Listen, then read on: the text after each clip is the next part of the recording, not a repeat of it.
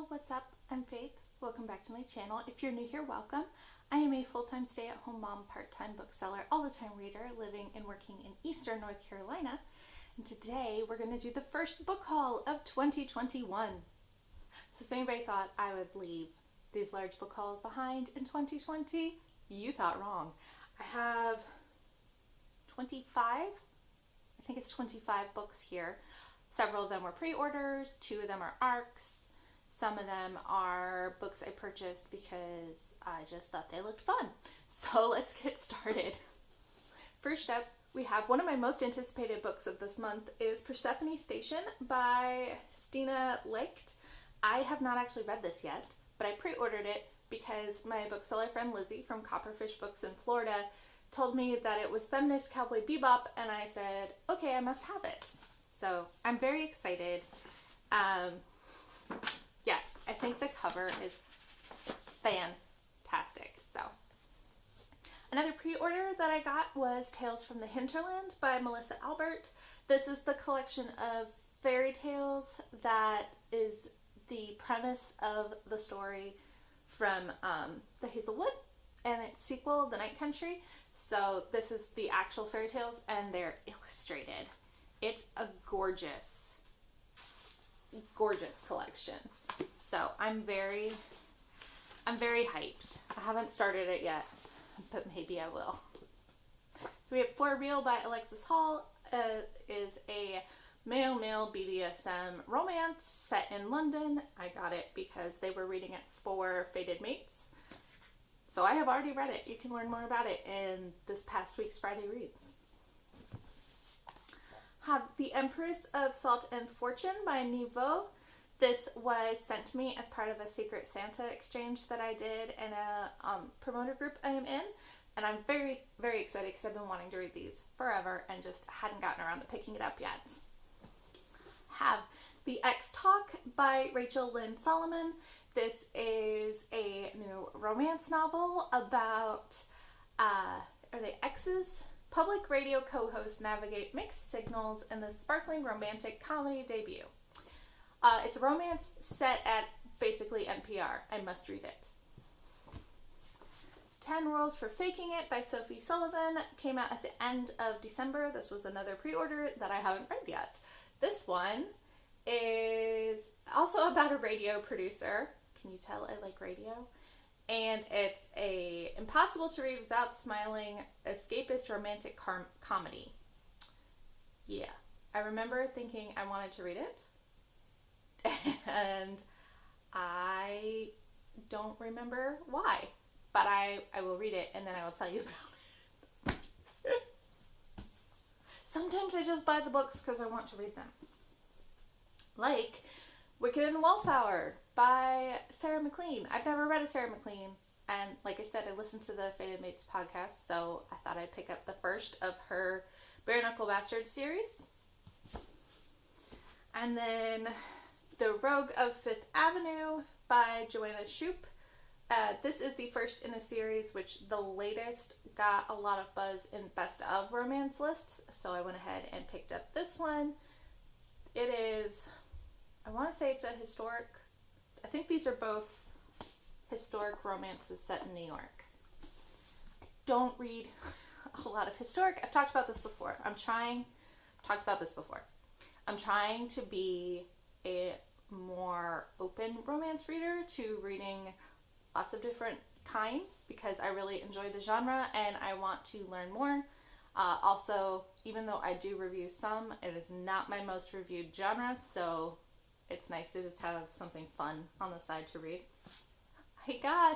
So my husband did a thrift books order. He had like a really good coupon come through, and so he was like, I'm gonna order some used books. What do you want? So I sent him my wish list and he got me a few things. One of which was Fantasy Lover by Sherilyn Kenyon. I don't remember anything about this except it is a early 2000s paranormal romance, and I was in a Twitter thread and this got recommended and I was like, okay, cool, and I threw it in my wish list, and so now I guess I'm gonna read it. I also got No Rest for the Wicked by Kresley Cole. This is book 2 in the Immortals After Dark series. I read book 1 last year and really enjoyed it, so I'm going to keep going. And Prince of Thorns by Mark Lawrence. This will be the March pick for my fantasy book club. This is what we're reading. So I went ahead and purchased my book club books through March. Also got Honey Trap by Aster Glenn Gray. This is a male-male romance involving a Russian Soviet spy in the 70s in the United States. And yeah, I've mentioned before, it keeps coming up that I studied Soviet history, and my focus was the Khrushchev era, and so this relates. I'm very excited.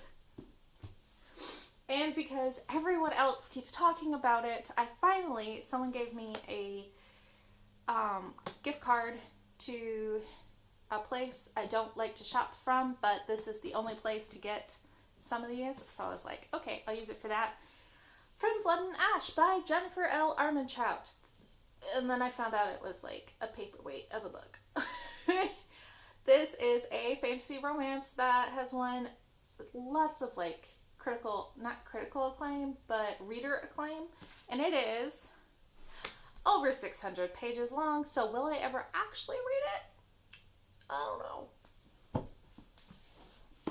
Also in that thrift books order, I got Rich and Pretty by Rumaan Alam. I don't know anything about it except that it's Rumaan Alam, and I absolutely loved Leave the World Behind, and so now I'm going back and reading his backlist. And also Nema by Sarah Blake.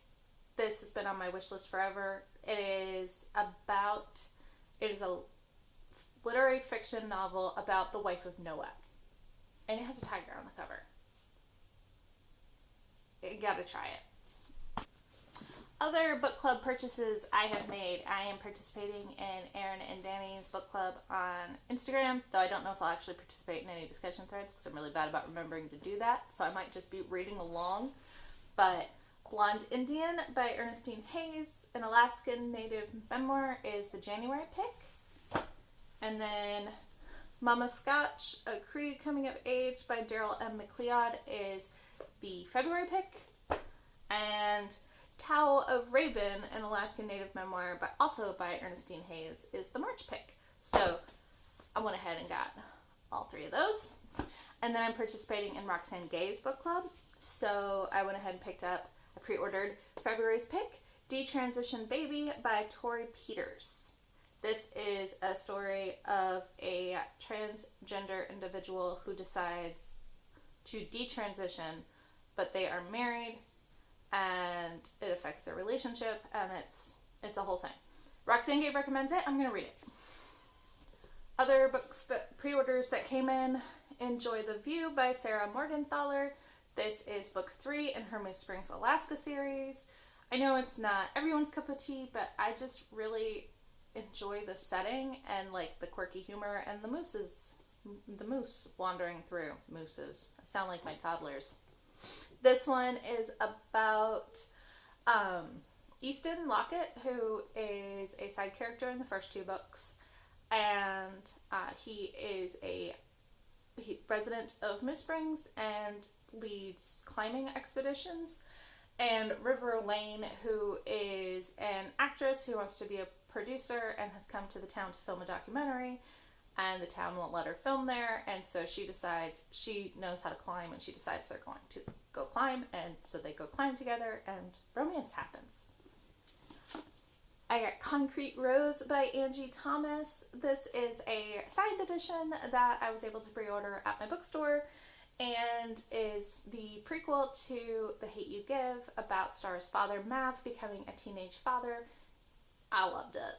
A spoiler alert. I already read it, and I loved it. I'm in the Fantastic Strangelings book club from Jenny Lawson's bookstore in Texas, Nowhere Bookshop.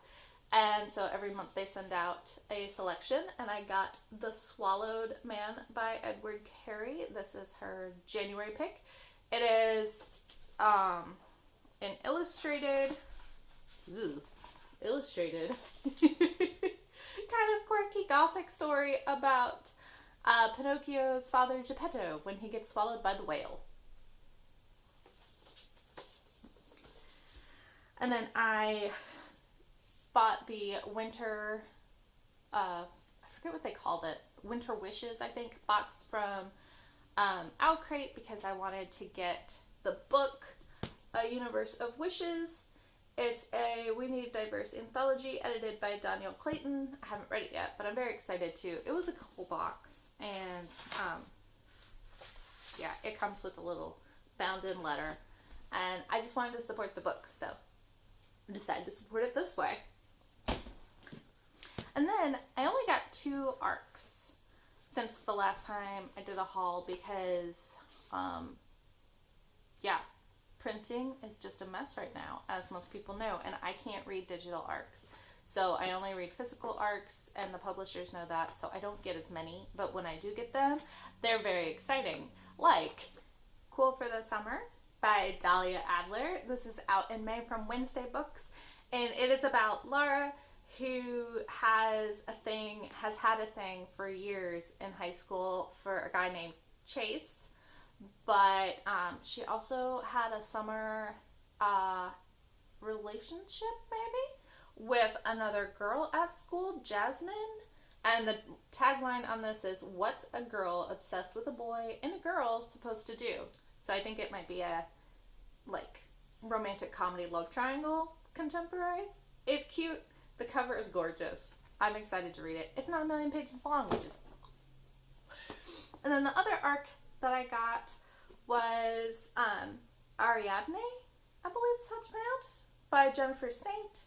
This comes out in May from Flatiron. It is also a YA, and it is a retelling of The Princess of Crete and the Minotaur. The Labyrinth and the Minotaur. So, getting all in on those Greek retellings. I'm here for it.